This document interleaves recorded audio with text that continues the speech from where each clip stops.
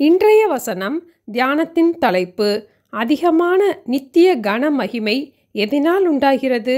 2 கொரிந்தியர் 4:17. அதிசீக்கிரத்தில் நீங்கும் லேசான நம்முடைய உபத்திரவம் மிகவும் அதிகமான நித்திய கன மகிமையை உண்டாக்குகிறது. இக்காலத்து பாடுகள் இனி நம்மிடத்தில் வெளிப்படும் மகிமைக்கு ஒப்பிடத்தக்கவைகள் அல்ல என்று ரோமர் 8:18 நாம் பார்க்கிறோம்.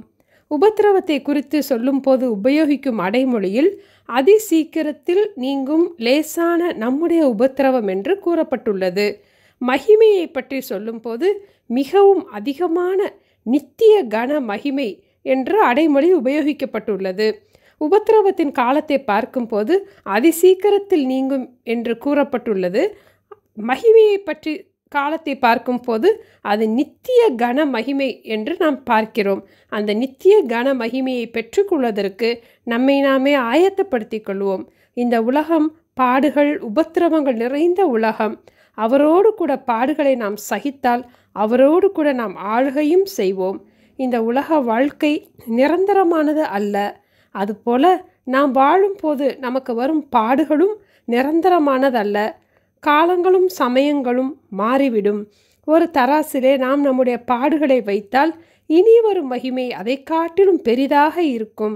சில காலங்கள் நீடிக்கும் இந்த உபத்திரவம் நம்முடைய வாழ்க்கையில் மிகவும் நித்திய கன மகிமையை நமக்குள் உண்டாக்கும்.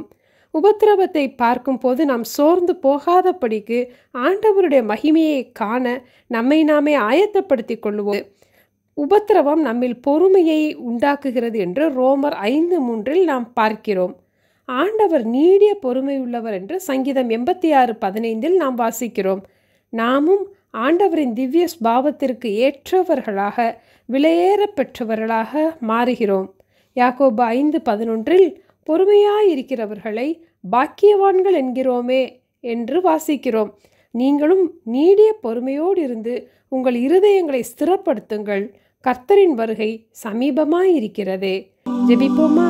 அன்பின் ஆண்டவரே, உலகத்திலே உங்களுக்கு உபத்திரவம் உண்டு, ஆனாலும் திடன் கொள்ளுங்கள் என்று சொன்னது போல நாங்கள் திடமனதாய் இருக்க எங்களுக்கு கற்றுத்தாங்கப்பா.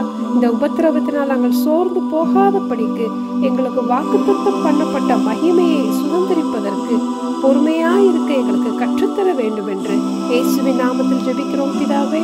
ஆமென். Thank you. Have a blessed day.